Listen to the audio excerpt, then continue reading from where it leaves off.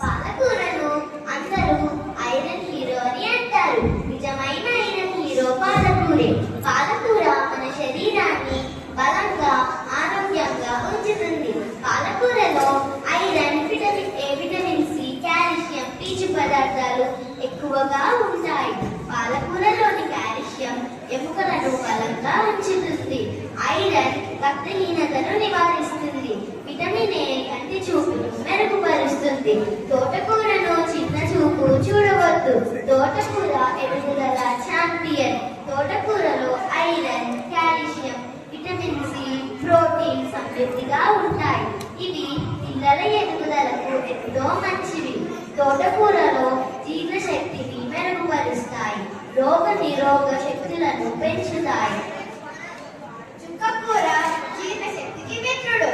చుక్కకూరలో vitamin C, iron, fibre, anti ఆక్సిడెంట్లు ఎక్కువగా ఉంటాయి. జీర్ణక్రియను మెరుగుపరుస్తుంది. ఆకలిని పెంచుతుంది. రోగ నిరోధక శక్తి పెంచుతుంది. రక్తహీనతను నివారిస్తుంది. ఆంధ్ర అంటే గోంగూరే గుర్తొస్తుంది.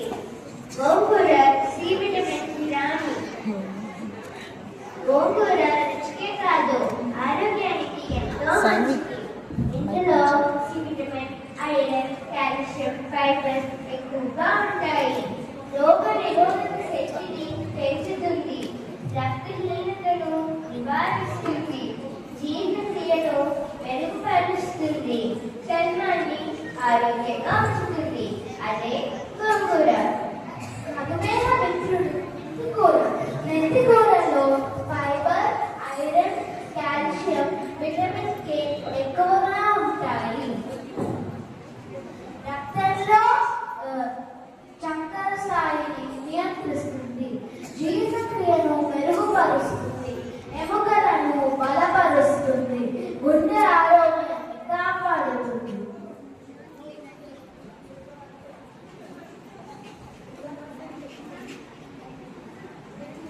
పోషకాల రాజుగా మునగాకు అని చెప్పవచ్చు.